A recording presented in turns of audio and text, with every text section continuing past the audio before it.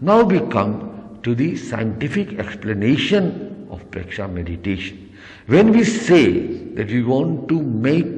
ourselves free from the contaminations of karma or contaminations which are the result of our reactions, emotional reactions, reaction of likes and dislikes and so on, what we actually trying to do is to make our psychic existence, which is existing in our personality as the major factor, major element of all our activities, to make it stronger in the sense that we are not succumbing to the other forces which are acting on ourselves. For example, we know that our body has to be it is undergoing so many external forces which are working in the universe. Every time we are under the effect of all those forces. In the same way, our mind and our emotions, all these, our existence, our levels of existence, they are continuously succumbing to the powers, external forces, and due to that, every time certain transformation takes place in our personality at various levels, and they cause hindrances in our day-to-day living, in utilization of the powers, utilization of the already inbuilt mechanisms available to us at our various levels of existence. So that means when we scientifically try to interpret it,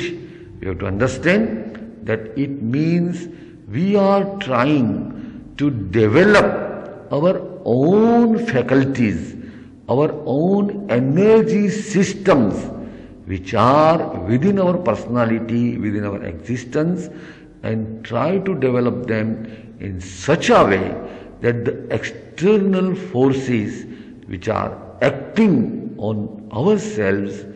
can be, the effect of those can be diminished to a certain extent, and we can utilize our own faculties through which we can make a complete or full development of our own self.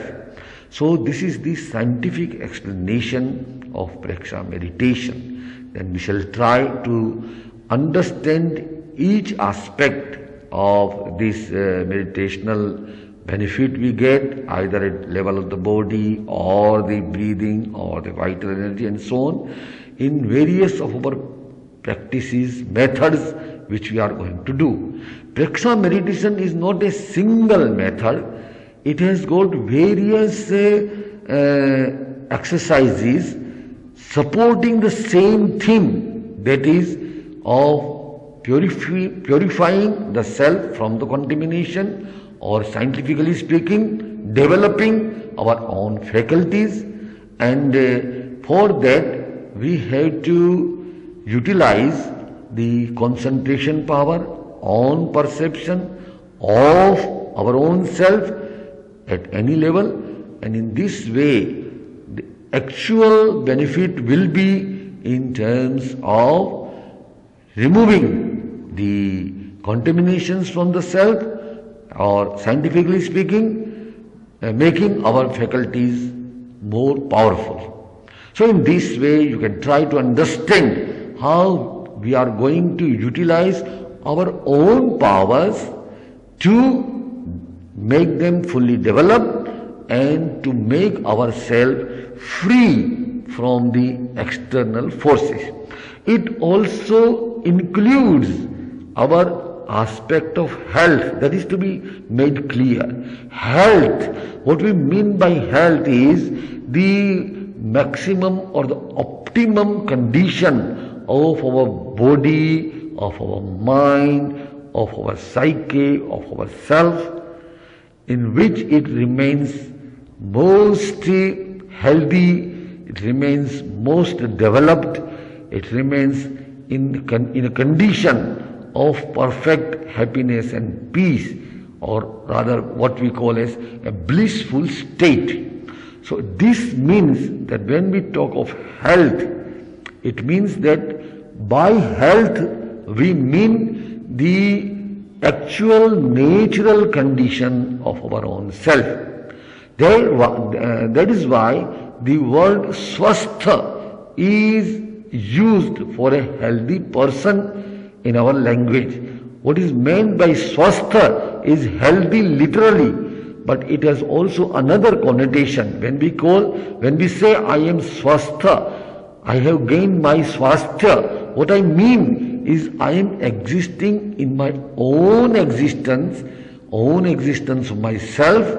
as it is in its natural purest form. The more I stay in the purest form of myself, the more healthy I become. That's why the word swastha and swasthya are used to connote the meaning of health. And spiritually speaking, when we return ourselves into our own nature, when we become concentrated in our own self without all external contamination, we consider ourselves to be the most healthy existence, most healthy nature of our existence, and that is what we try to attain in our spiritual practices, or even if we say in our daily life. It is very necessary that one has to remain quite healthy. So health is not merely the absence of diseases or merely the working of our body, organs or systems in a very perfect way, but it includes all the aspects of our life, the existence of ourself at all the levels, and to maintain the maximum or optimum better condition of the self. So this is what we mean by health. So we can conclude by saying that Prekshadhyan in itself is essentially a spiritual practice, a spiritual sadhana as we call it,